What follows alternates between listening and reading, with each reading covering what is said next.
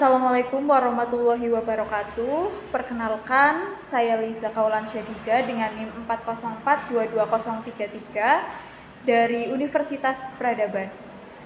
Video ini saya buat untuk memenuhi tugas mata kuliah kajian buku teks.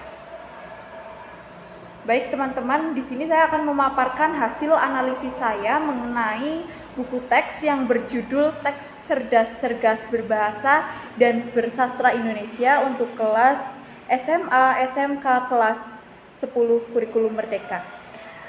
Baik dari judulnya, judul buku Cerdas Berbahasa dan Bersastra Indonesia untuk SMA atau SMK kelas 10. Kemudian penulis Fadilah Triaulia dan Sevi Indra Gumilar, penerbit Pusat Kurikulum dan Perbukuan, tahun terbit 2021. Baik teman-teman, hasil analisis yang saya buat itu berdasarkan 4 aspek. Aspek yang pertama itu ada isi, kemudian aspek yang kedua adalah penyajian, aspek yang ketiga adalah aspek bahasa, dan aspek yang keempat adalah kegrafikan. Baik, kita bahas satu persatu dari aspek isi terlebih dahulu. Yang pertama adalah kesesuaian dengan kurikulum. Buku yang saya analisis ini sudah sesuai dengan kurikulum Merdeka yang menekankan pada pendekatan saintifik dan juga penguatan pendidikan karakter. Karena setiap babnya sudah menyertakan kompetensi dasar dan kompetensi inti yang jelas. Misalkan, pada bab laporan hasil observasi, pada bab tersebut buku ini menyertakan kompetensi inti yang mengharuskan siswa menyajikan fakta berdasarkan hasil observasi ke dalam laporan teks hasil observasi yang objektif dan menggunakan informasi lain yang mendukung. Kemudian, kedalaman materi yang disajikan dalam buku ini cukup mendalam dan mencakup berbagai genre teks seperti laporan hasil observasi, monolog, hikayat, biografi, teks puisi.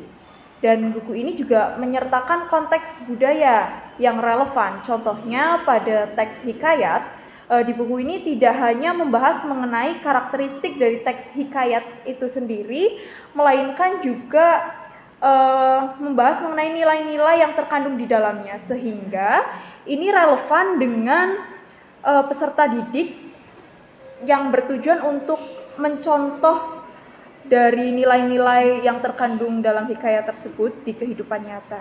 Begitu. Kemudian selanjutnya adalah mengenai keakuratan informasi. Informasi yang disajikan ini akurat dan juga didukung oleh referensi yang dapat dipercaya. Misalnya, pada bab teks negosiasi mengenai menemukan informasi pada sumber yang mendukung, buku ini juga disertai kutipan dari Kamus Besar Bahasa Indonesia, Kamus Ensiklopedia, dan Thesaurus. Kemudian yang selanjutnya adalah kebermaknaan. Materi dalam buku ini juga relevan dengan kehidupan siswa dan mengajak mereka untuk berpikir kritis. Bisa kita ambil contoh dalam menganalisis teks monolog. Peserta didik diajak untuk menyampaikan gagasan dan rasa simpati, empati, dan juga peduli, atau mengungkapkan pendapat mengenai pro atau kontra, dan itu merupakan salah satu bentuk kritik sosial yang mempunyai relevansi dengan kehidupan sehari-hari peserta didik. Begitu. Kita lanjutkan ke aspek penyajian, aspek yang kedua. Yang pertama adalah mengenai sistematika kepenulisan. Sistematika kepenulisan yang jelas, ya buku ini sudah menggunakan sistematika yang jelas, mulai dari diawali dengan pengantar, kemudian tujuan pembelajaran, materi pokok hingga latihan soal dan evaluasi. Kemudian juga buku ini diakhiri dengan jurnal dan juga membaca refleksi. Kemudian aspek penyajian yang kedua adalah metode penyajian. Metode penyajian ini menggunakan pendekatan tematik yang membagi pembelajaran menjadi beberapa bab berdasarkan tema tertentu. Misalkan, seperti observasi alam, kritik sosial, dan biografi pahlawan. Metode penyajian ini juga melibatkan keterampilan dalam berbahasa seperti menyimak, membaca, menulis, dan berbicara. Kemudian pada aspek penyajian yang ketiga itu terkait dengan kreativitas dan inovasi. Buku ini sudah menyampaikan materi-materi yang menarik, kreatif, dan inovasi. Contohnya pada membuat komik untuk mengungkapkan kritik sosial atau menyusun cerpen berdasarkan nilai-nilai hikayat dan menciptakan musikalisasi puisi. Selain itu, buku ini juga disertai dengan kode QR untuk mengakses video pendukung atau materi-materi pembelajaran yang lebih interaktif lainnya, atau juga menekankan pada proyek seperti scrapbook dan presentasi digital. Kemudian, aspek penyajian selanjutnya yaitu interaktivitas. Pada buku ini mencakup beragam kegiatan seperti diskusi kelompok, refleksi individu, dan proyek kreatif yang contohnya itu kita membuat scrapbook dan presentasi. Hal tersebut akan mendorong siswa untuk belajar secara aktif dan terlibat langsung dalam proses pembelajaran. Selanjutnya, aspek yang ketiga adalah aspek bahasa. Yang pertama yang kita analisis adalah mengenai keterbacaan. Buku ini ditulis dengan bahasa yang sudah sesuai sehingga dapat dipahami oleh siswa SMA atau SMK itu dengan mudah. Karena kalimat yang digunakan itu cukup sederhana dan selain itu bahasanya juga terstruktur dan tidak terlalu rumit begitu. Selain itu juga ditambahkan ilustrasi atau tabel dan infografik sehingga keterbacaan materi itu dapat lebih meningkat dan membantu siswa untuk memahami isi secara visual. Yang selanjutnya aspek bahasa yang kedua. Bahasa dalam buku ini sudah mengikuti aturan Kaidah Baku Bahasa Indonesia yang berpedoman pada Pedoman Umum Ejaan Bahasa Indonesia atau PUEBI dengan penggunaan tanda titik, tanda baca, penggunaan huruf kapital, dan penulisan imbuhan yang sudah sesuai. Selanjutnya mengenai keterjelasan, penjelasan dalam buku ini juga cukup jelas dan terstruktur dengan baik sehingga dengan pengantar topik dan contoh konkret serta langkah-langkah aktivitas yang lebih rinci itu sudah jelas begitu ya. Selanjutnya pada aspek kegrafikan.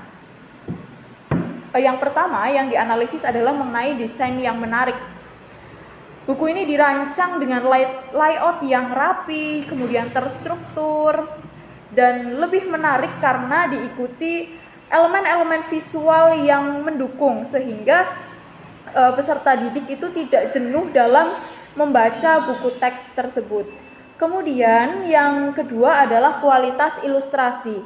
Selain dilengkapi dengan elemen-elemen yang visual yang menarik, ini juga dilengkapi dengan ilustrasi. Ada gambar-gambar yang mendukung materi, kemudian ilustrasinya pun sangat mendukung konsep visual yang dibutuhkan oleh siswa tingkat SMA, tidak berlebihan. Selanjutnya adalah penggunaan warna. Nah, warna yang digunakan dalam buku ini bisa dibilang cukup harmonis dan tidak berlebihan karena penggunaan warna ini juga menjadi salah satu aspek yang penting dalam penyajian buku teks supaya materi yang disampaikan itu dapat dapat dibaca dengan jelas begitu tulisan-tulisannya. Kemudian yang keempat adalah tipografi. Tipografi buku ini dirancang dengan memperhatikan keterbacaan, kemudian menggunakan font yang jelas dan ukuran yang sesuai sehingga dapat memberikan kesan yang rapi dan nyaman untuk dibaca. Tipografi ini juga sesuai, jelas dan seragam. Baik, jadi dapat disimpulkan berdasarkan analisis yang saya lakukan pada buku teks yang berjudul Cerdas-Cerdas Berbahasa dan Bersastra Indonesia untuk kelas 10 SMA atau SMK.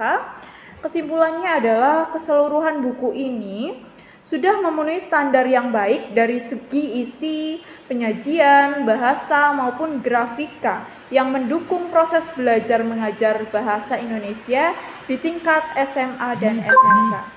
Mungkin cukup sekian yang dapat saya sampaikan. Terima kasih, mohon maaf apabila ada salah-salah kata. Saya akhiri. Wassalamualaikum warahmatullahi wabarakatuh.